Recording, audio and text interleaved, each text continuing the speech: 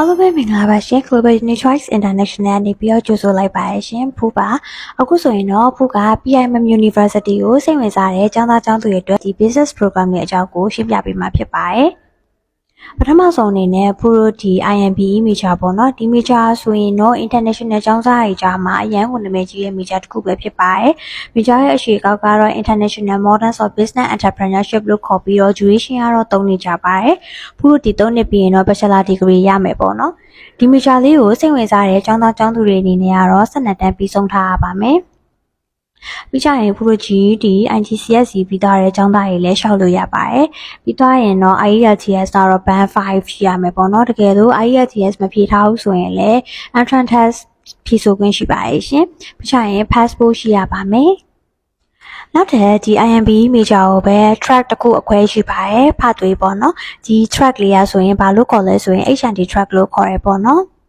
ဒီ track ကဆိုရင်ဘယ်လိုမျိုးလဲဆိုရင်1.5 years ပေါ့နော်ကြာချိန်ကတော့တစ်နှစ်ခွဲတက်ရမယ်ဘယ်သူတွေအတွက်လဲဆိုရင်ဖူးတို့ဒီ H&D level 4-5ပြီးထားတဲ့သူတွေ NCC level 4-5ပြီးထားတဲ့သူတွေနဲ့မြန်မာနိုင်ငံရဲ့တက္ကသိုလ်တွေပါပဲဒုတိယနှစ်နဲ့တတိယနှစ်ပြီးထားပြီးတော့ထိုင်းဘက်ကို credit transfer နဲ့ကျောင်းသွားတက်ချင်တဲ့သူတွေအတွက်တည်တော်တဲ့ program စစ်တစ်ခုဖြစ်ပါရဲ့ရှင်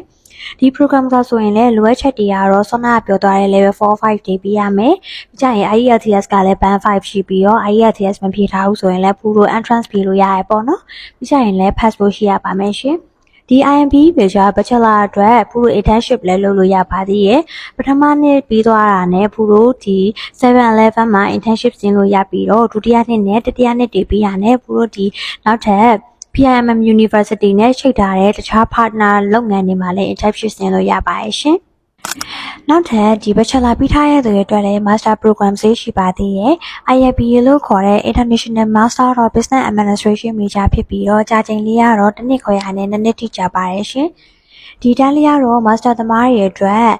weekend စံတန်းလေးဖြစ်ပြီးတော့ဖူးတို့ဒီတောက်ချနေတိုင်းတော့ industrial basis သွားရပါတယ်။ပြီးသွားရင်ဒီတန်းလေးရဲ့လိုအပ်ချက်တွေကတော့ bachelor degree တစ်ခုခုရှိထားရပါမယ်။ပြီးကြရင် IELTS ကလည်း 5.5 ရှိရပါမယ်။ IELTS မရှိဘူးဆိုရင်လည်းနောက်ထပ် entrance test ဖြေရမယ်ပေါ့နော်။ passport ရှိထားပြီးတော့ပူလို့ဒီ internship အနေနဲ့ကလည်း PIM နဲ့ချိတ်ဆက်ထားတဲ့ဘယ်လုပ်ငန်းမဆိုဘယ် partner လုပ်ငန်းမဆိုအလုပ်လုပ်လို့ရပါတယ်။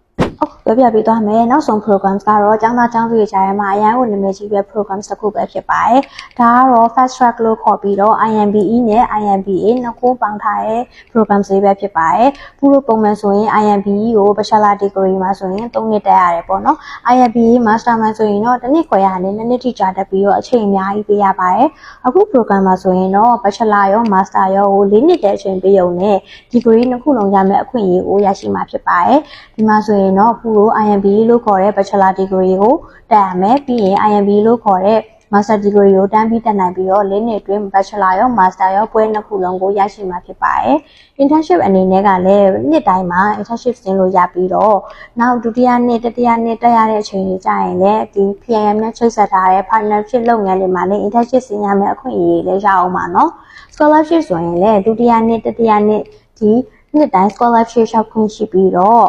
ပူတို့ဒီ opportunities တွေအများကြီးရနိုင်တဲ့ program တစ်ခုပဲဖြစ်ပါတယ်အချိန်တိုအတွင်းလည်းပွဲနှစ်ခုထိရနိုင်တာမို့လို့ကျောင်းသားကျောင်းသူတွေကြားမှာဒီ track လေးရဆိုရင်အများကိုနာမည်ကြီးနေပါရဲ့ရှင်